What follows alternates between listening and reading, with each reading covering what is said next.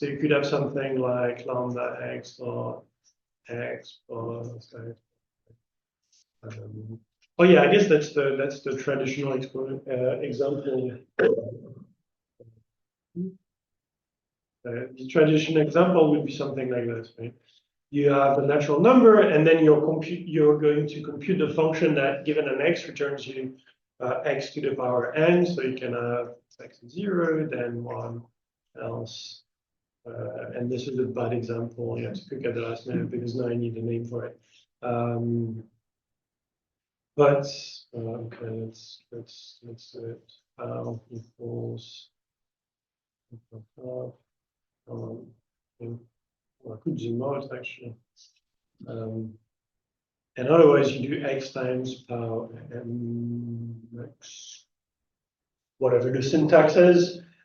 And the idea here is that you don't actually want to have these functions sticking around. You want to have like concrete ends and then completely unfold this computation so that you're never actually doing a function call. You're only doing a bunch of notifications to reach the right index. And of course, this will make expressions that look a bit like this show up also, because the base case here is 1. So eventually you'll have a times 1 for a concrete n, and you want to get rid of it. But it's change that n to n minus 1, at least. Sure. Was that your, yeah. Right, so that's the idea, but all of these things are basically the same. As you have some kind of syntax at the start, and then you will reduce in the expression that you have. Some things are known statically. Here it's the values that are passed to the plus. Here it's so the overall shape of the way in which you append things. Here it's the regex, and here you're hoping that n will be known at compile time, so that you can spatialize the function basically. So you have some kind of syntax, bits of the expression are known at compile time, and you're trying to take advantage of that to reduce it.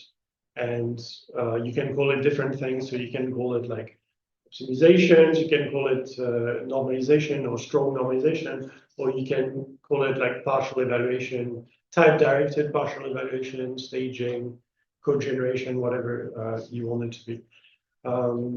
But so we can have a look at some small examples and how to obtain these sort of things in a principled way. And the idea here is that basically we're going to start from our syntax, then we're going to build a model for it. And depending on which model exactly we pick, we'll get different theories going. So I'm going to start with some expressions. And this is all in Acta, so if you have questions, you can just like feel free to about the syntax. Feel free to right. So I'm going to import some built-ins for the natural numbers. Otherwise, it's a bit boring. Maybe I'll do just arbitrary literals. Let's do that to x. Right. So here it's sort of boring. There's not much you can do. I mean, you can give it a meaning already if you want. So I'm going to write this semantic bracket, and it's going to give you a meaning. And let n, its meaning is just the natural number. But then you can throw in some extra constructors in your syntax. So let's say we have addition, which takes 2 arbitrary expressions, and then you can return an expression. And now you can see that the model is, or maybe I should say model maths, and then I can say this turns an expression into a value in the model. Maybe I should put value. And so if we had 2 expressions, what do? Well, we compute their meaning separately.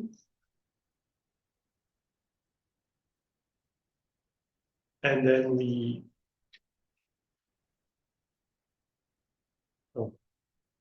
give a meaning to the overall expression according to it. So This is sort of boring still because we're only computing a natural number, but you can always see that you can define sort of a partial evaluation. So maybe I call it eval that goes from x to x. And that will morally simplify the expression, right? So you take E and whatever you do, you return the literal that corresponds to the meaning of E.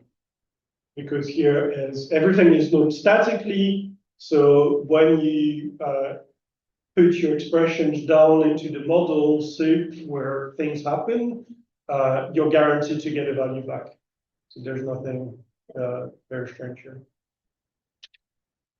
All right, and so if you run an example eval or let one, let two, it will give you find for the right things.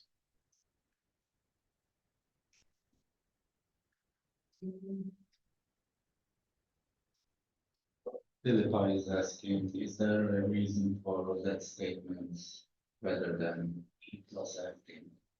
Not really, no, but they are, separating the idea of taking the meaning of each of the operation of each of the subtrees and then combining the results. You could write it in line, of course. But then we might want to make things a bit more complicated. So let's say we have variables to the mix. So for now, whatever, let's add a type of variable. We don't really care. X.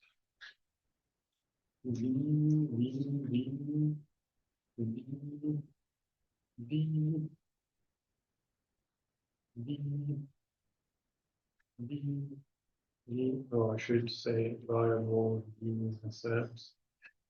And then this will not work, of course. So we still have a var now in our model.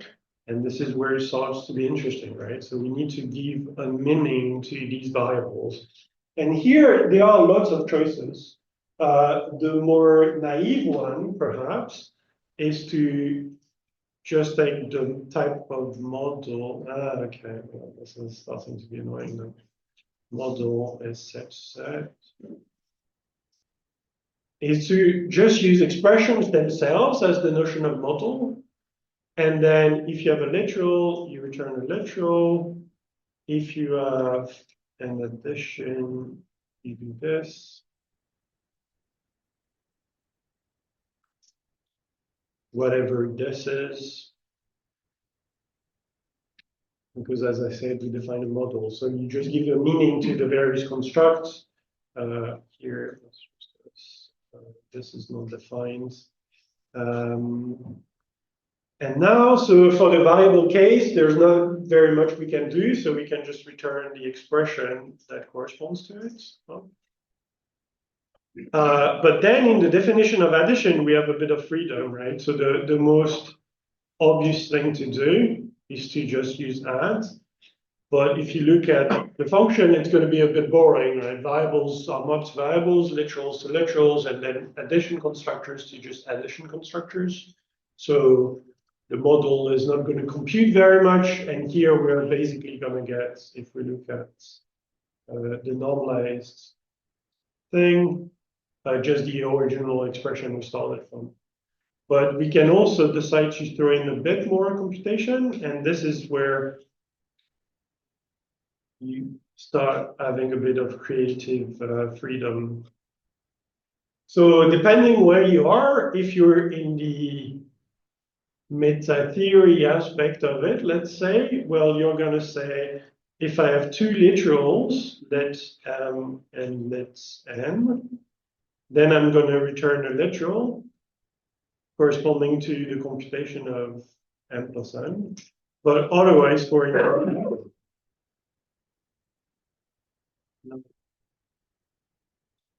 Control backslash. I can never remember how to bring it back on. And if I have anything else, I will just build, like literally build a tree. And this is maybe what you think of in terms of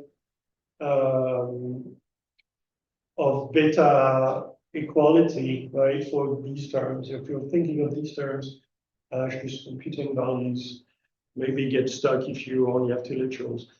Maybe you know for a fact that addition is defined by induction on the first argument, and so you can compute a little more than that. So you can say, well, if the first one is 0, then whatever the result is this one. Maybe you're actually doing optimizations, and so you also want zeros on the right-hand side to go away, right? So maybe you're going to write something like this. Let 0 equals E. Maybe you're in the business of reassociating things to the right because you want computations to, well, for plus it doesn't really matter, but for append it would matter. So you could write something like that. If I have an add on the left, and then a cheat here, then I'm gonna E add F add G. And here we're calling ourselves recursively, so we can see that potentially we're doing even more reductions, like all of the. Although, if these are no, it might still kick off like some further reductions. So, and if you're in the staging more cogeneration aspect of it, well, not for add, but for other constructors, you may hope that one of them is known statically. So not only are you doing like this reorganizing of the values in the term, you will also be hoping that some of the constructor in the data type actually go away during your partial evaluation. If you look at this normally, I hope this should be, yeah, this should be back to reference. I suppose a cunning move might be to bubble literals leftwards, whatever they are. Right, you could. Right, that's the yeah. So that's the next sort of step. Yeah. So far it's sort of, well, I guess the associativity is already not quite respecting the structure of the expression anymore. But one thing you could do, yes, is the more subtle definition of your model. So maybe let's do that. So you could say my model now is NAT paired with an expression.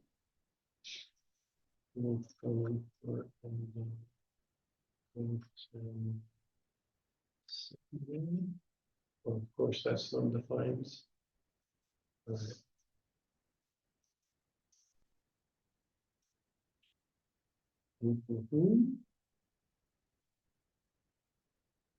All right, so now this function, I'll keep the version too.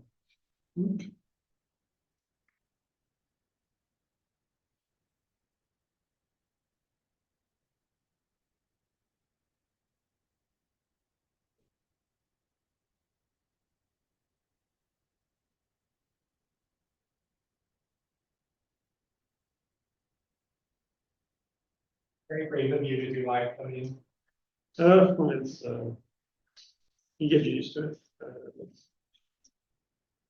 Well, in particular, live Unicode. Yeah. This is why I don't. Right, so that gives you, the punchline is that this gives you the meaning, well, the meaning of E as, well, actually, in Nectar, you can just write this. And then, do I want to be subtle with it? Maybe I do.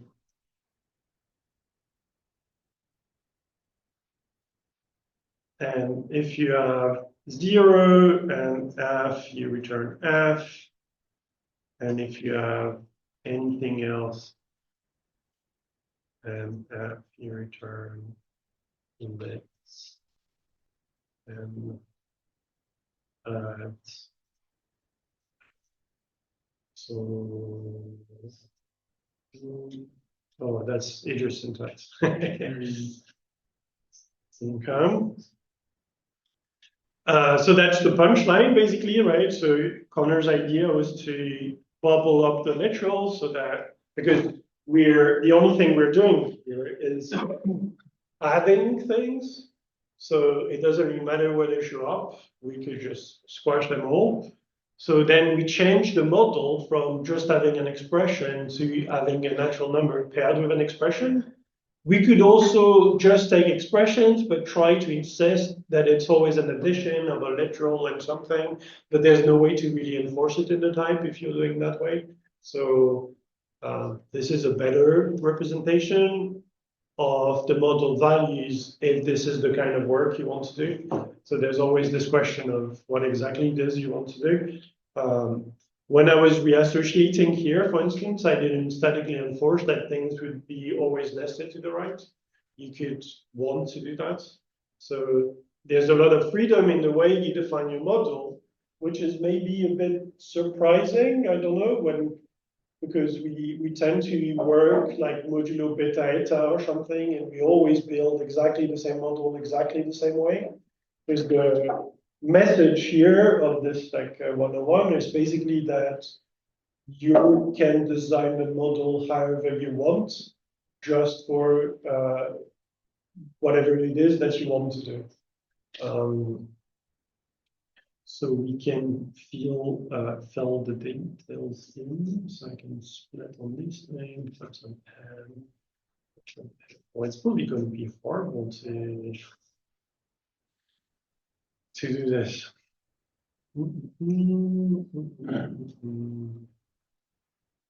But let's see, is there a better way to do it?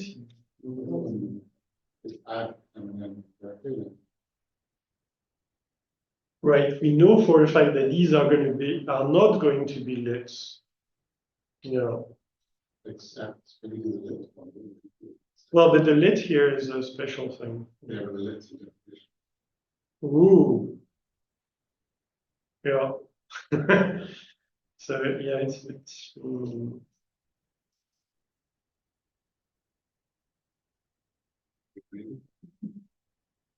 could you maybe?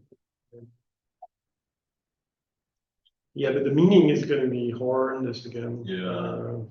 Now, what you actually want, or is this too much? Clock really is nat cross list v and get easier again. Yeah, but I don't really want to do that. So Lit zero. yeah. And we can't even just call this one up, can we? Or on these values. In special case for those lit zero. Yeah. I mean, either that or you write a helper function which does reassociation and stuff. So you're going to add M and N. The question is, what do you do B and F? Yeah. Well, I think I might reuse this one. It's too complicated.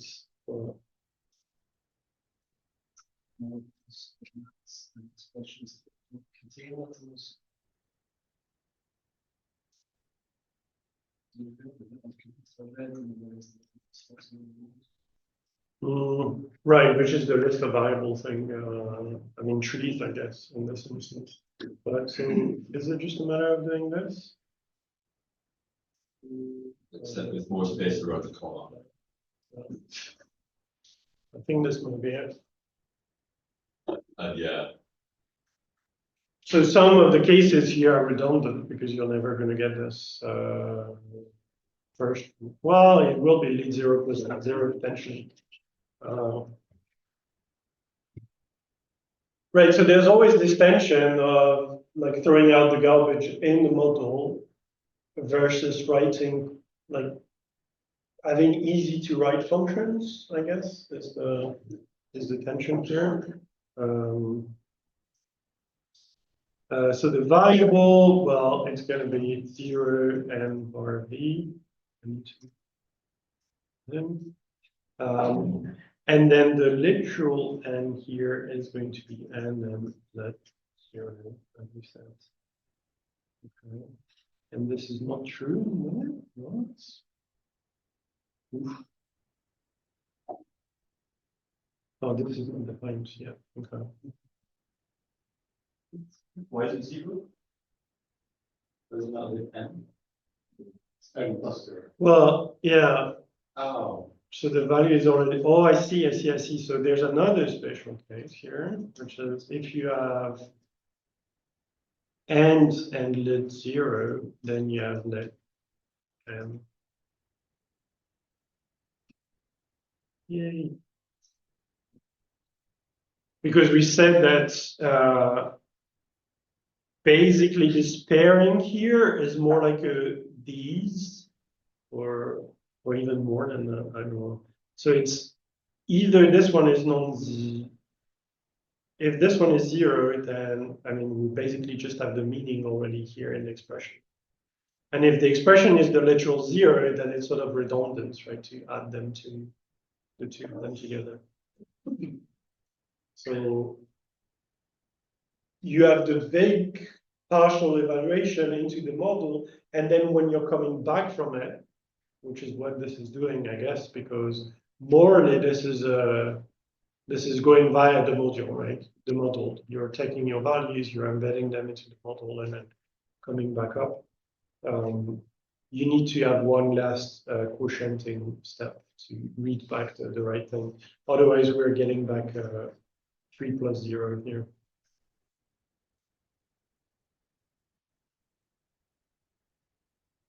Can you use the add e helper function to make all of these systems around the same?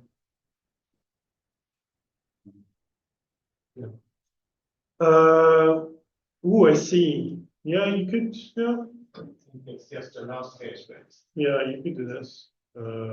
Let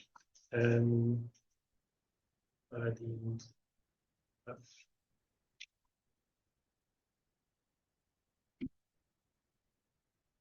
Ah.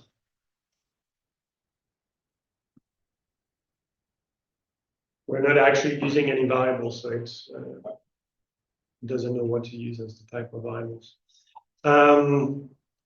So that's one thing, and then we can keep modifying the model, right, to throw in extra equations that we decide. So here I'm not showing that it's either sound or complete, but this is work you could do, of course, to try to prove that your evaluation makes sense.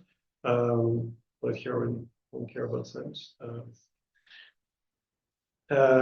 So another thing we could do is, so at the moment we're only bubbling up the values, but addition is completely commutative. So we could come up with a sneaky like definition of the model that would also internalize this fact, and this way we would have more equalities hold for free for us. We would have central code. Okay, let's see.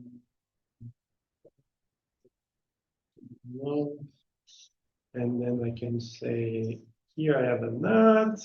So now I'm representing. I'm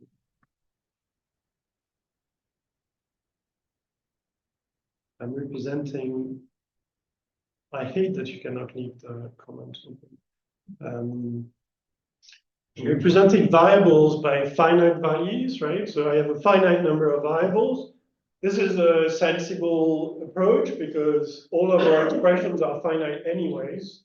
So there's no sense in having like a potentially infinite set of values and then you need to deal with like this infinity and so on. Just put a cap on the number, which you can determine during scope checking. And then now the model can take advantage of this idea, right? So now instead of being indexed by a type of values, it's indexed by the number of values you have. And instead of having a list here of variables, I can be super sneaky because I don't like sorting. So instead, I'll get a vector of combined names, and this is yes. So what do I mean by this? Let's write a val immediately, or rather, okay, let's write ray5. So ray5 is the name of the function we typically use to come back from the model and get a piece of syntax. And so to be able to do that, you need to have enough structure in the model to actually ensure that all of the values you're getting can be translated into pieces of syntax. Here, it's a very simple bunch of values, so it should be fine. All of this is going to be behind this, right? Let's see. Oh, variable and that. Okay. So I have n, I have these, or KVs. And let's use the same approach we had earlier. Can I bring this back in? I hope I can.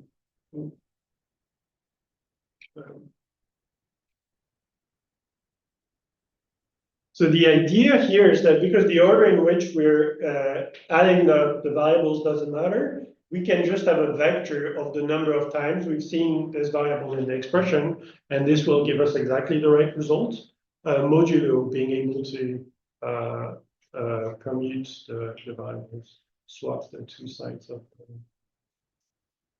the equation. So we can add a lit to, and this is the one that's going to be. Okay. It's a bit overkill in add e because there's like a case in it where there's an addition on the left, but you never feel. Yeah, it's the zero case basically. Oh, I'm just reusing this one, but it's to handle this. Yeah. Yeah, and you're gonna get lit zeros popping up when some variable has a multiplicity of zero. So it's good at least to keep adding, just getting rid of the spurious zeros. Yeah, but Adi is not doing like further simplifications in here. Right. This is why I didn't want to write it because it's horrible. Can I just write it as a?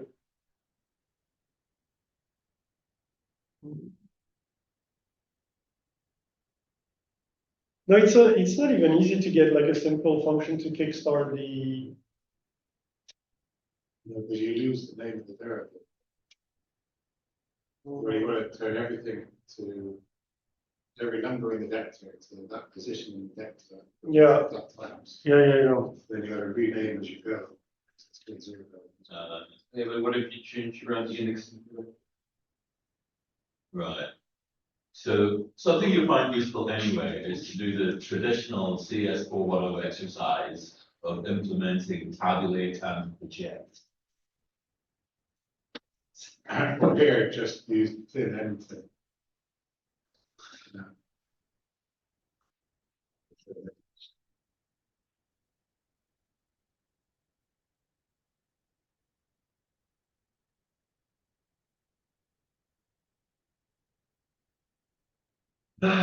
Yeah, so the idea here is that you're pairing, I mean, you're basically putting back in the names of each of the variables inside the vector. Then we are going to compute, so the monomials, so we can just exit with on the monomial, where monomial is taking a knot, a thin n, and giving you a next n, and then monomial 0, v, and 0 is lit 0, and then monomial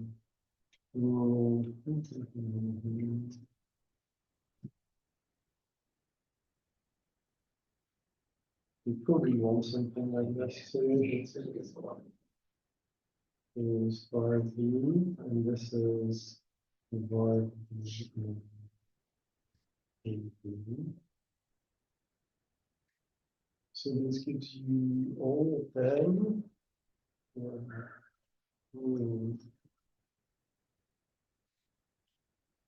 This is actually bad practice, right? Because I was representing nothing with 0. We can do it better. There's no reason to be sloppy.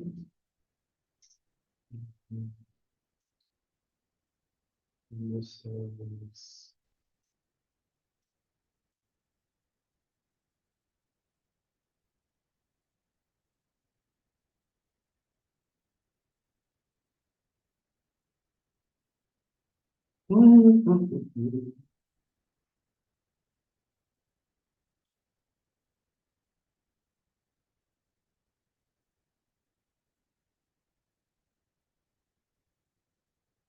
almost there. And then we have let and add e of let.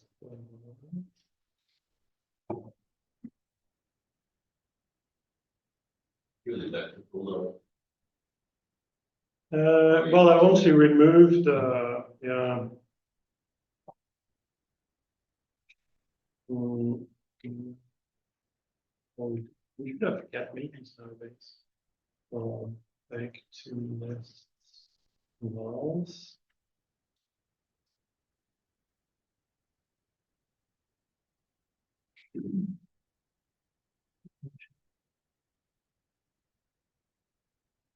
always run programming 3 different functional languages simultaneously.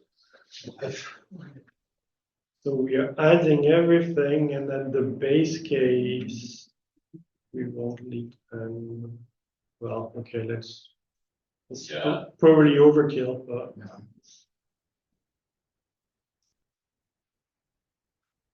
okay. Right, so you get the idea, right?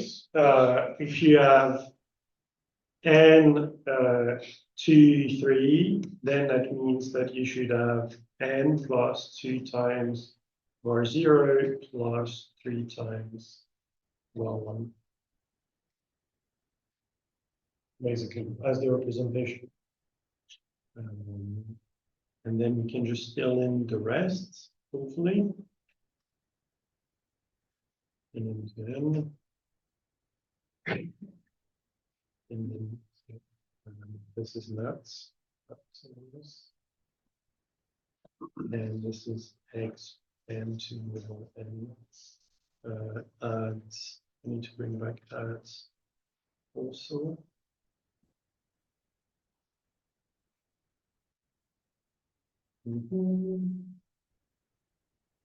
And this is refining the result of evaluating the money. Okay. Yeah, of course, this is not good, and the refill needs to go away for now.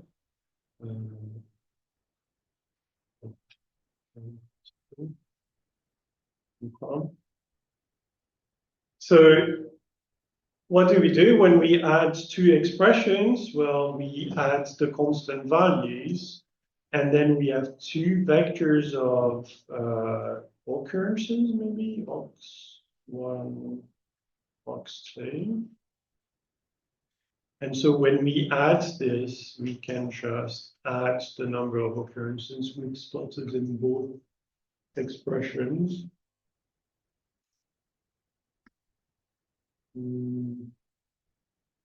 Okay. A variable shows up exactly once, so the literal value that's contained in it is nothing. And then here, there's probably some kind of magic like this. In back. Yes. So at index k, index v, I will set 1 because I've just seen the value and the value once. And this is just a bunch of zeros everywhere else.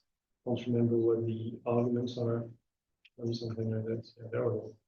So we have zeros everywhere except for the one value we just seen that we're counting. And here for the literal, we have zeros everywhere. And then the fields hopefully work. But now we can have maybe a slightly more interesting example where in here we will have the variable 0 on the right. And here we can have the variable 1 on the left. Yeah, cheers. I'm saying 1, so I write 1. And of course, it's not. Yeah, missing some parentheses. Yeah, okay. Right, and here, if we think of the way it's set up, it should be the variable 0 plus the variable 1, and it's nested to the right, I think, with the literal at the end. This is just because of the way we define grade 5. I like to not overload Arabic numbers. Oh. I mean, we should.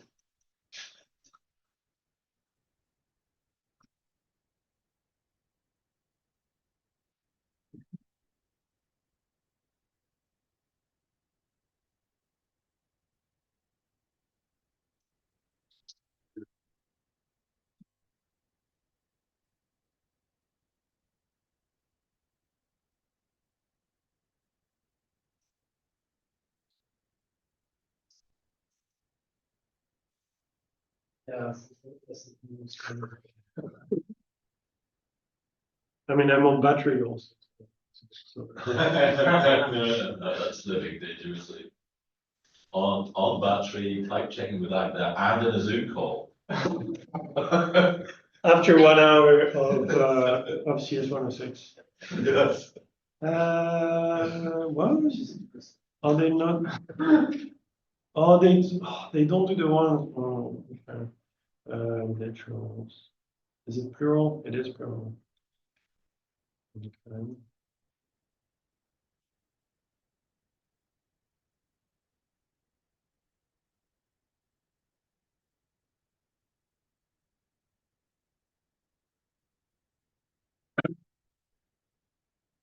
It's a bit wordy because we don't want to use these by default. We're really bad at using instance arguments in the library. Okay, that's it.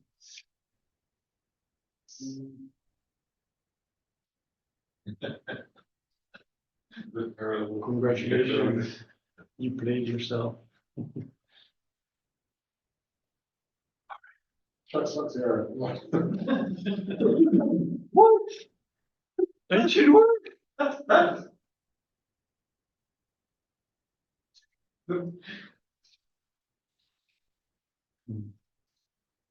I think they need to be named, maybe. What? Okay, this is super strange. I don't get it.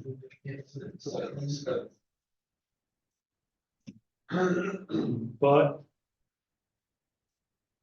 that's the right thing. So I'll try to investigate what this is.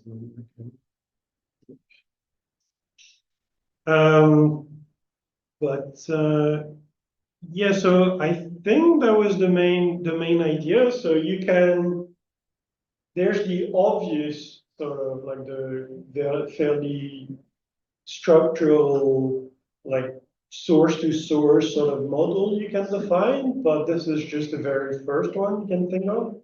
And then you could actually start looking for some with more structure that allow you to internalize like different equational theory, whichever one you want to decide.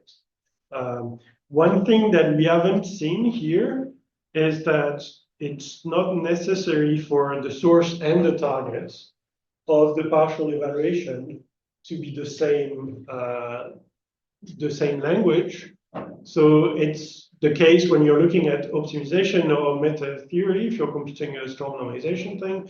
But for staging, it's quite often the case that you're happy to have extremely powerful language features in your source language, but then you're targeting something with much more limited capacity.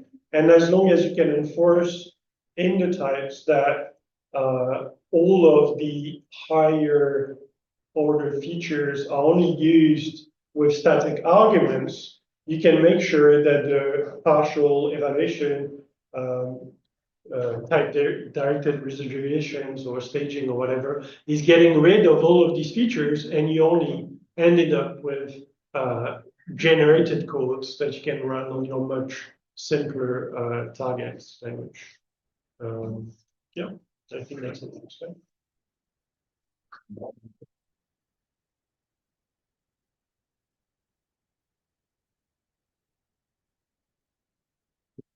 So start with a kind of reference model, reference implementation against standard model where you say add is actually then you can kind of an optimized model that does more that has more equations to trivial true. Is when you're building this more optimized model, is there profit to be found in having it be true by construction that it is equivalent to the standard implementation, or is that something that could go through after the fact? Right, so it's a bit tricky, right? Because as soon as you throw in